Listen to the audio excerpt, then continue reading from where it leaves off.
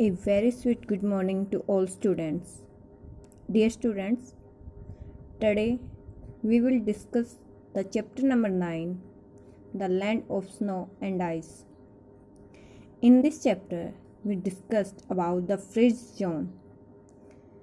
In this zone, we discuss about the Greenland Iceland, its geographical conditions, what type of climate in this Iceland, what type of dresses of the people of this land wear, and what type of food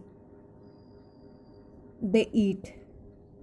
Okay, let's start.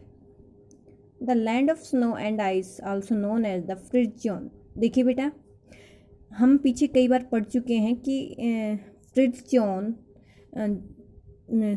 North Pole में Antarctic circle और south pole में north Pole में Arctic circle और south pole में Antarctic circle जो reason है वो fridge zone में जाना जाता है, क्योंकि through out the year sun rays यहाँ तक पहुँचते बहुत ही स्लांटिंग हो जाती है, यानी कि बहुत कम रेज पहुँच पाने की वजह से ये थ्रू आउट द ईयर ये जोन फ्रिज रहता है, जमा हुआ रहता है। तो इस तरीके से ये जो जोन है इसको फ्रिज जोन के नाम से जाना जाता है। Okay, here is MCQ, the land of snow and ice known as frigid zone. Okay, about the Greenland, the island of Greenland lies near the North Pole. देखिए बेटा, ग्रीनलैंड ये नॉर्थ पोल में है। It is northernmost point, it's just 650 kilometre from the North Pole से 650 kilometre बिल्कुल north most point पर ये Greenland है। It is the world's largest island. Greenland को वर्ल्ड का लार्जेस्ट आइसलैंड भी कहते हैं। देखिए, ये throughout the year thick sheet of ice से कवर्ड रहता है। ये एरिया आइस की थिक सीट इस पर जमी रहती हैं। ओके, इसलिए they are very few large town in Greenland.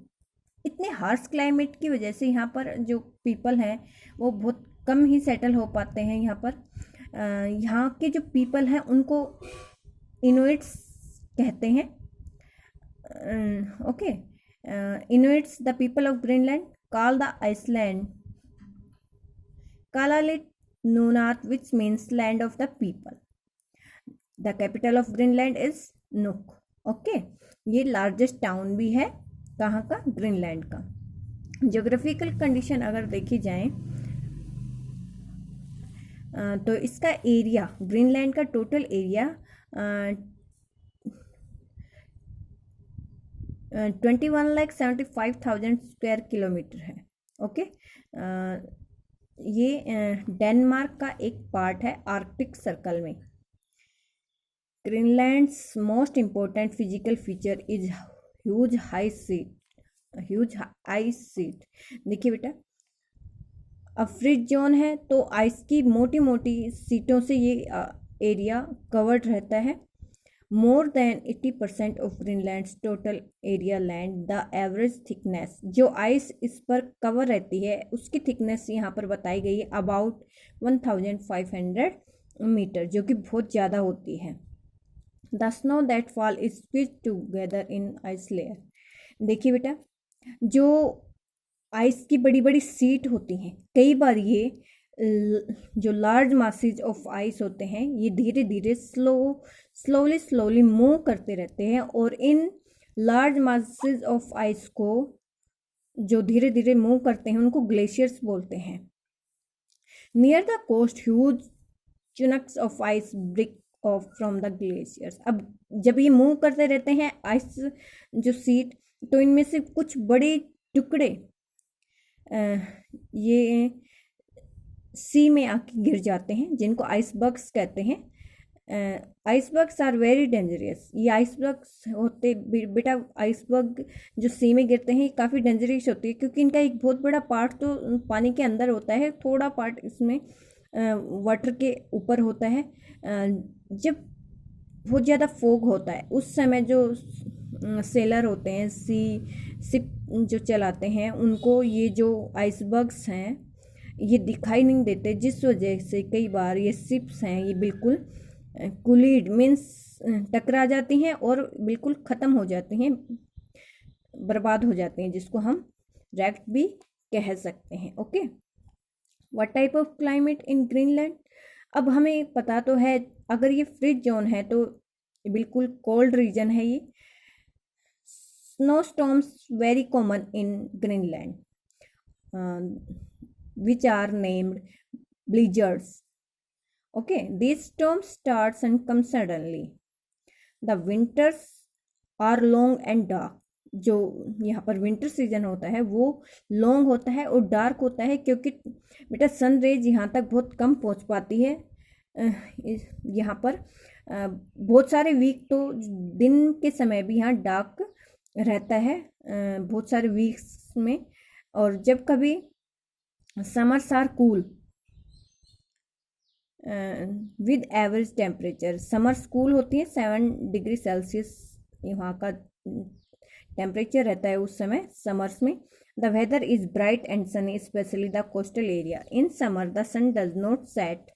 लेकिन समर सीजन में जब सनरेज वहाँ तक पहुँच पाती है कुछ टाइम के लिए, तो वहाँ पर मिडनाइट को भी सनसेट नहीं होता, इसलिए इस लैंड को the land of midnight sun भी कहा जाता है। Large masses of ice that move slowly are called glaciers. Okay,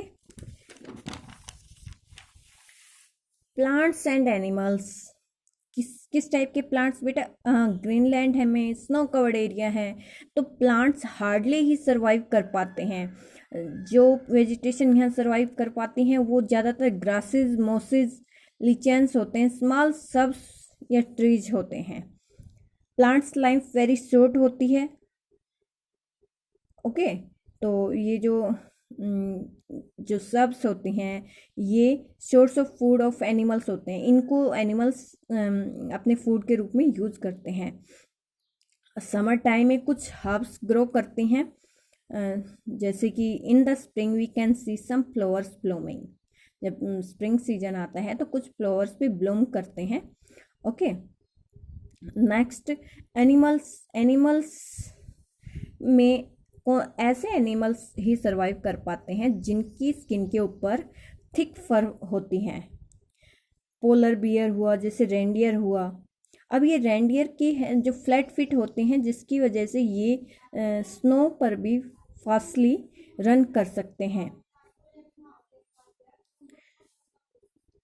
other animals कौन कौन से होते हैं, मुस्कक होता है, ऑक्सन, आर्कटिक फोक्सेस होते हैं, स्नो हेयर्स होते हैं, रोडेंट्स होते हैं, लेमिंग, सील्स, व्हेल और huskies are the different types are animals that found in Greenland area. Brief history, people and culture. पीछे हम पढ़ चुके हैं, जो ग्रीनलैंडर्स होते हैं उनको इनुइट्स कहा जाता है, जिनको पहले एस्किमोज के नाम से जानता था।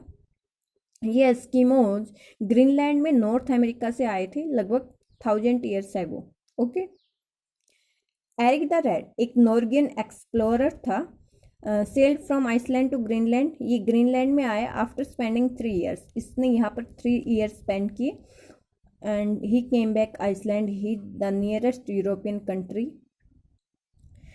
ये वहाँ पर जब यूरोपियन कंट्रीज में गया तो उन्होंने ये ग्रीनलैंड के पीपल्स के बारे में, वहाँ की लैंड के बारे में बताया और लोगों को वहाँ पर सेटल होने के लिए इंकरेज किया। इन 1953 में ग्रीनलैंड डेनमार्क का एक पार्ट बना। ग्रीनलैंड एक सेल्फ गवर्निंग है with the help of parliament through Denmark country control the Iceland foreign affairs.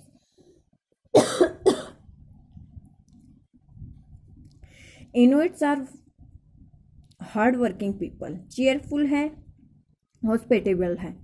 Their life changed greatly in 20th century. 20th century के बाद क्योंकि इसका कॉन्टेक्ट अदर सोसाइटीज से हो चुका था, तो इन्होंने अपने आप को कुछ डेवलप किया, तो कुछ चेंजेस हुए इनमें। They are short, strong and stout.